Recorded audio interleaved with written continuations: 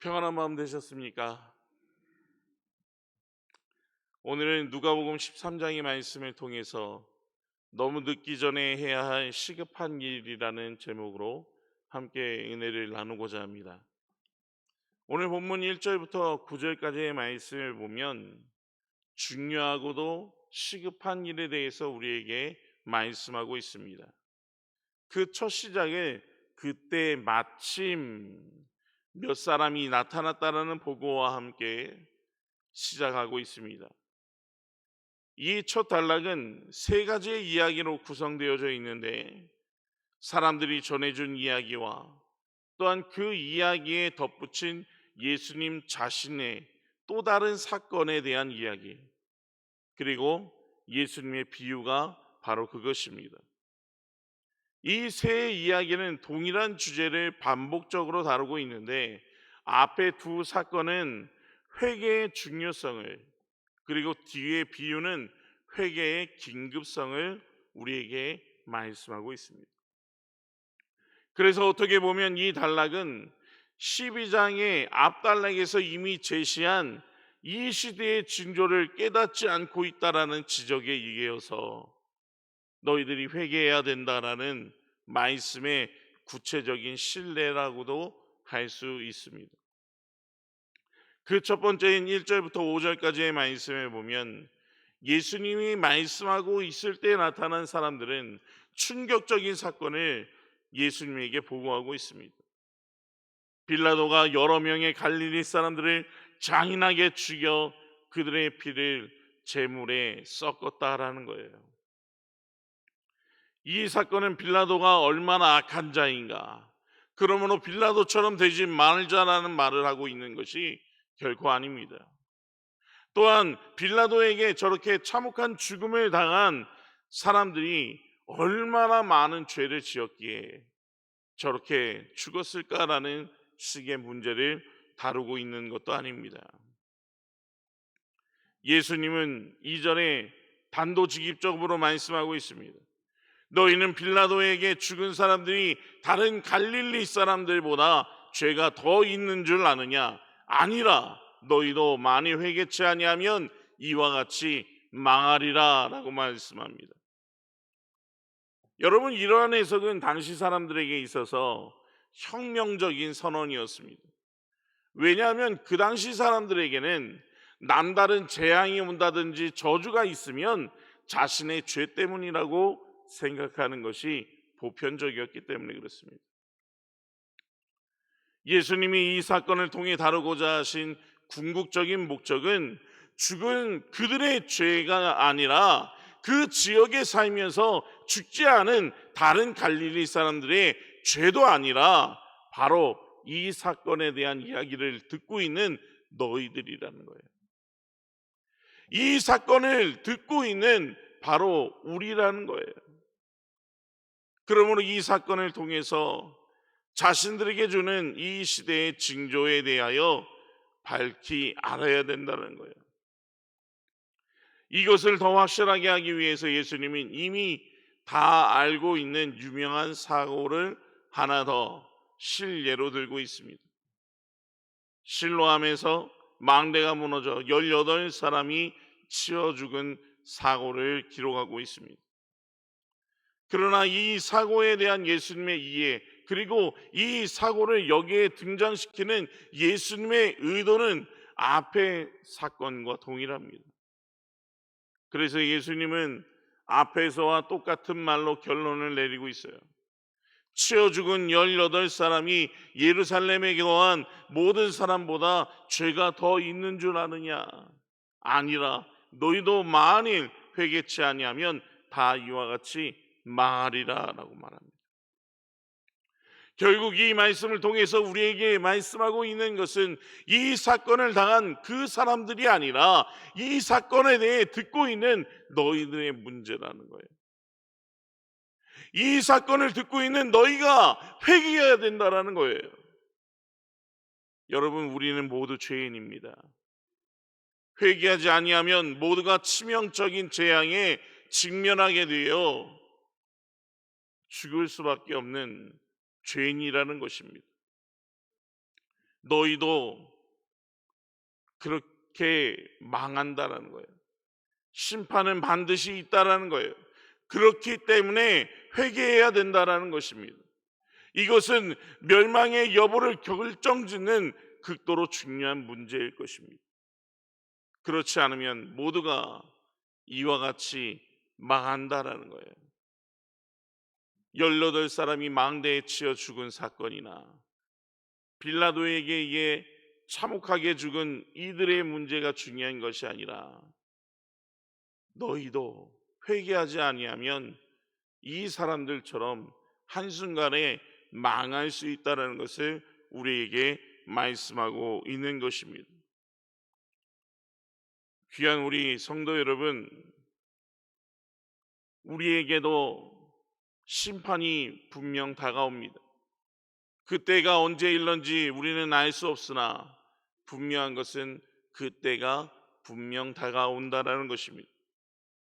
그래서 세례 요한과 예수님이 대중들에게 첫 모습을 드러내시면서 동일하게 선포하고 있는 메시지는 회개하라, 천국이 가까웠다라는 것이었습니다.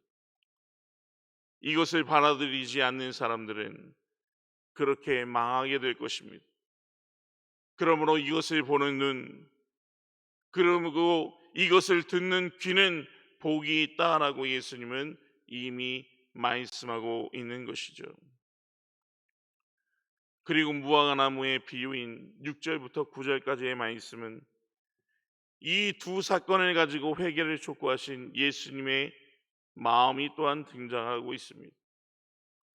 예수님은 이어서 열매를 맺지 아니하는 무화과 나무의 비유를 들어 이 중요한 회개는 아직 기회가 주어져 있는 동안에 시급히 이루어져야 한다라는 요지로 말씀을 진행하고 있는 것입니다.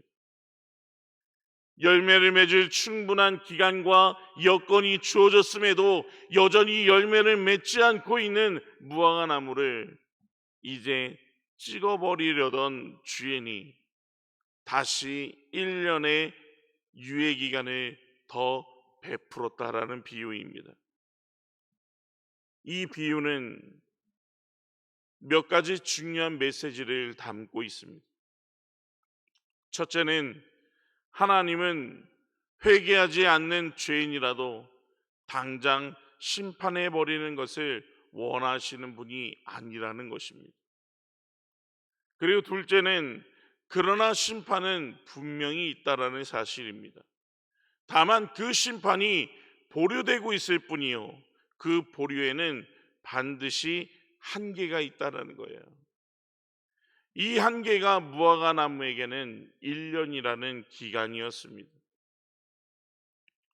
그리고 셋째는 심판이 보류되고 있는 것은 단순히 심판이 없기 때문이거나 하나님의 사정 때문이 아니라 죄인들에게 멸망을 면할 기회를, 회개의 기회를 주시려는 하나님의 인자하심 때문이라는 것입니다. 그러므로 예수님께서 이 비유를 통해 우리에게 말씀하고자 하시는 바는 분명합니다. 그것은 바로 회개라는 거예요. 그것도 심판이 오기 전 아직 기회가 주어져 있을 때 시급히 회개해야 한다라는 것입니다. 결국 사람의 영원한 멸망의 여부와 관련된 이 중요한 일, 회개를 너무 늦어버리기 전에 시급히 우리가 해야 할 일이라는 것입니다. 그렇다면 회개라는 것이 과연 무엇이겠습니까? 우리는 생각할 때 회개라고 하면 하나님 나 이런 죄를 지었습니다 라고 용서를 구하는 것만 생각합니다. 그러나 기도만의 회개를 이야기하고 있지 않습니다. 삶 속에서의 회개를 우리에게 요구하시는 분이 바로 하나님인 줄로 믿습니다. 그 삶이 무엇입니까? 이전까지는 내 마음대로 살았다면 이제는 하나님의 말씀대로 살겠노라 라고 다짐하는 그 삶의 모습이 바로 진정 삶에서의 회개일 것입니다.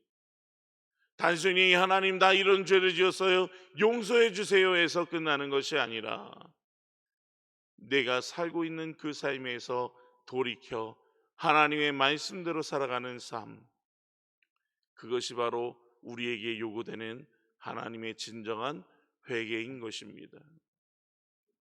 이것은 본장 이후의 단락들에도 반복되어 선포되어지는 내용인 것입니다.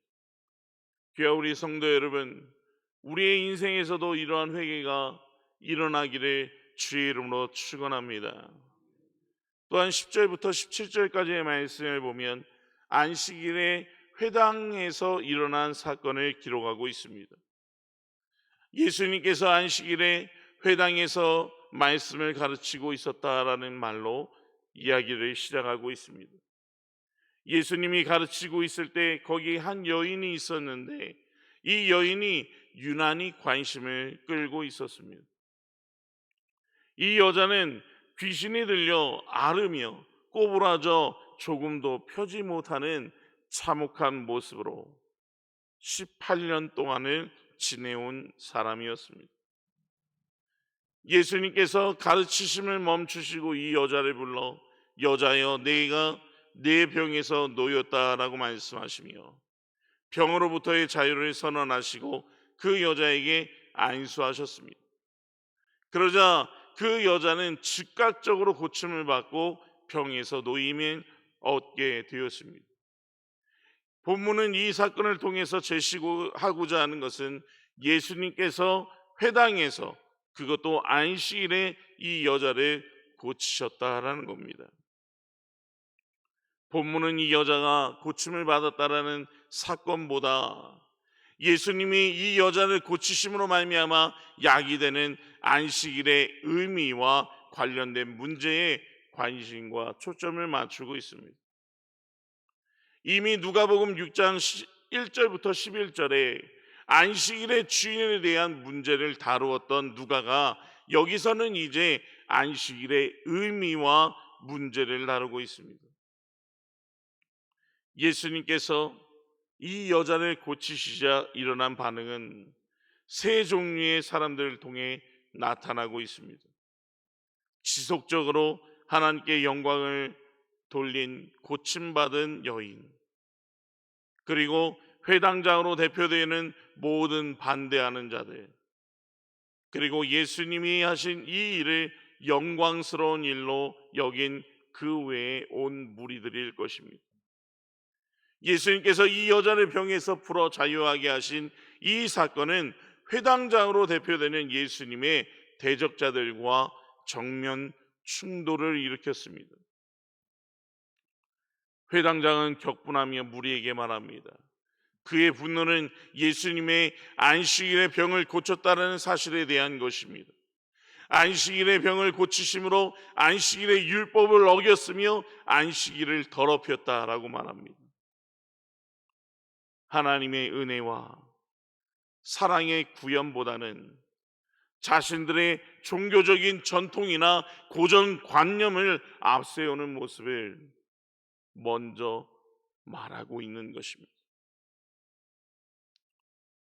아무리 병이 심각하고 시급하다 할지라도 안식일에는 안 된다라는 것입니다.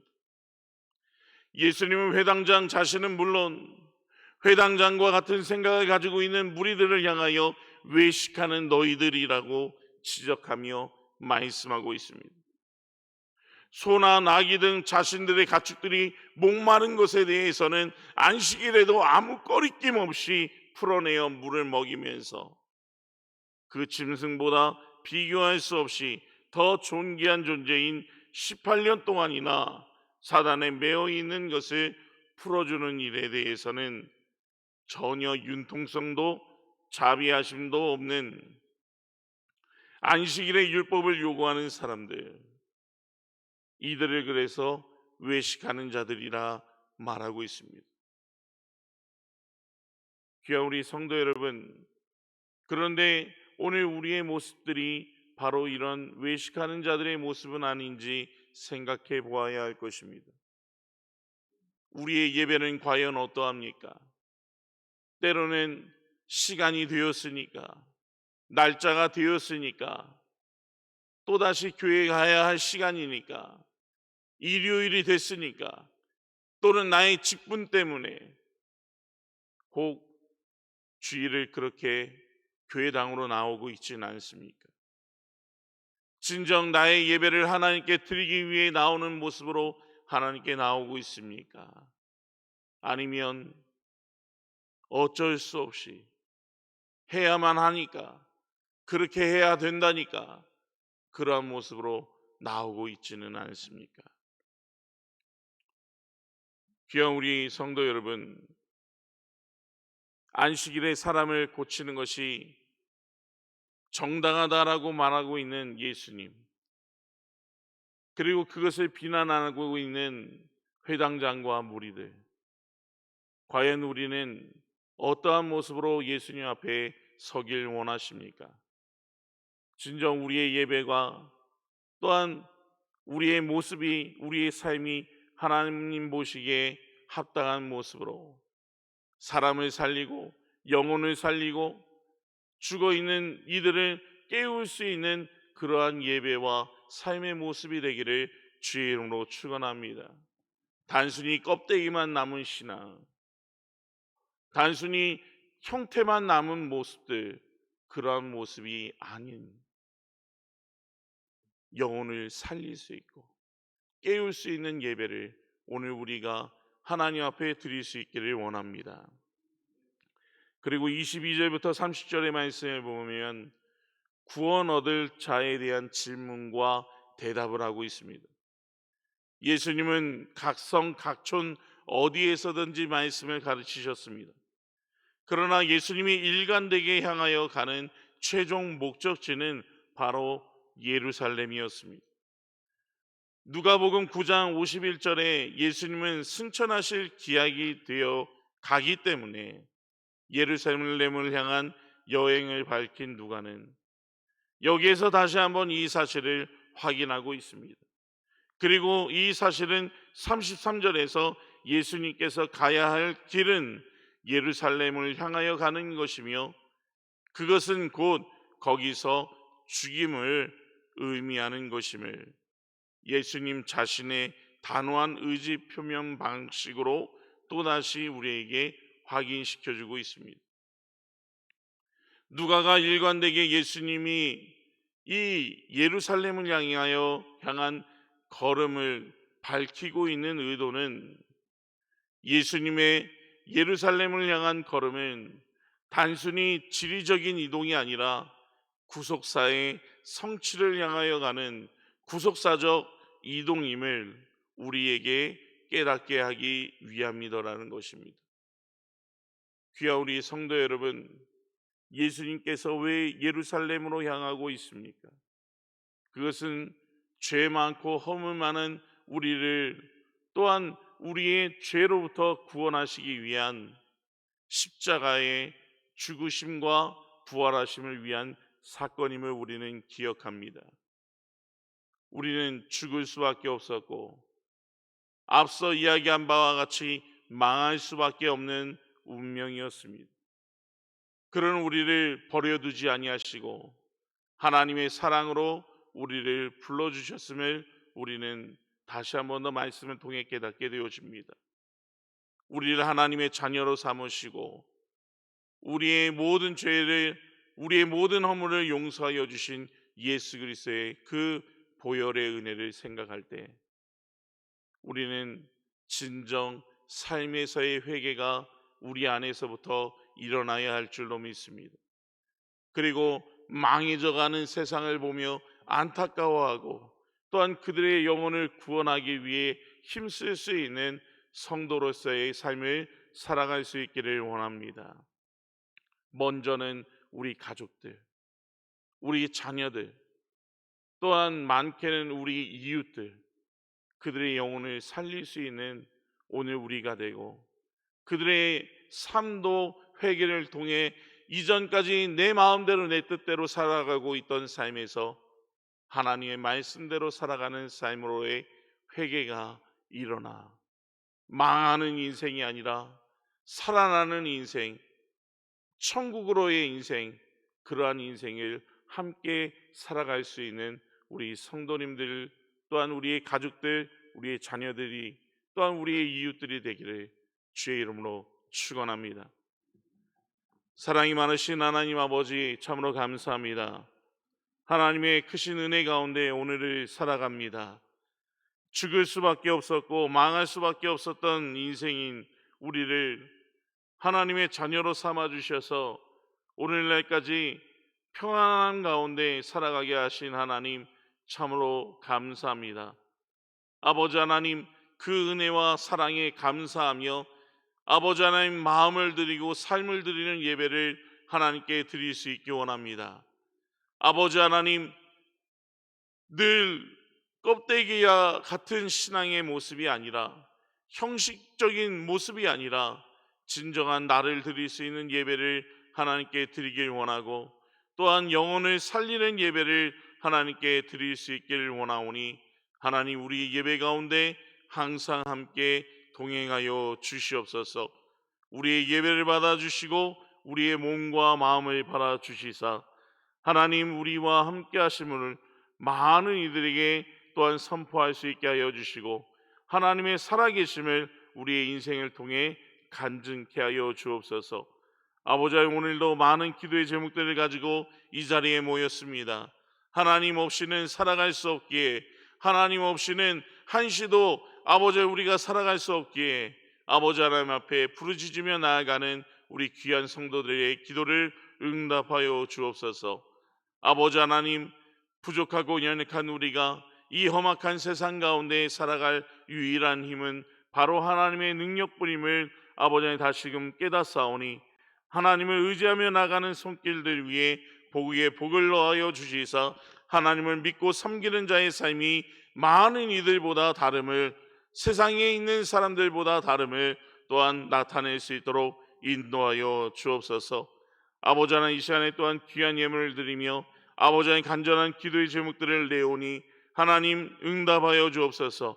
그러하여서 삶 속에 감사가 넘치게 하시고 아버지 하나님, 많은 이들 앞에 하나님의 역사하심을 자랑하고 간증할 수 있는 인생이 되게 하여 주옵소서.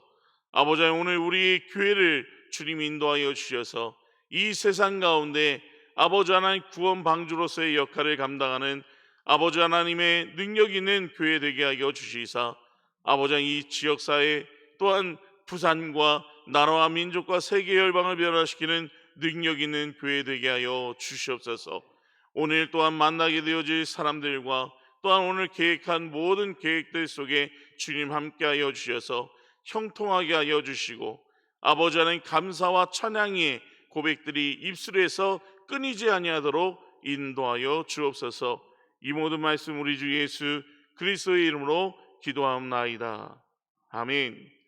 하늘에 계신 우리 아버지, 아버지의 이름을 거룩하게 하시며 아버지의 나라가 오게 하시며 아버지의 뜻이 하늘에서와 같이 땅에서도 이루어지게 하소서. 오늘 우리에게 용할 양식을 주시고 우리가 우리에게 잘못한 사람을 용서하여 준 것 같이 우리 죄를 용서하여 주시고 우리를 시험에 빠지지 않게 하시고 악에서 구하소서. 나라와 권능과 영광이 영원히 아버지의 것입니다. 아멘.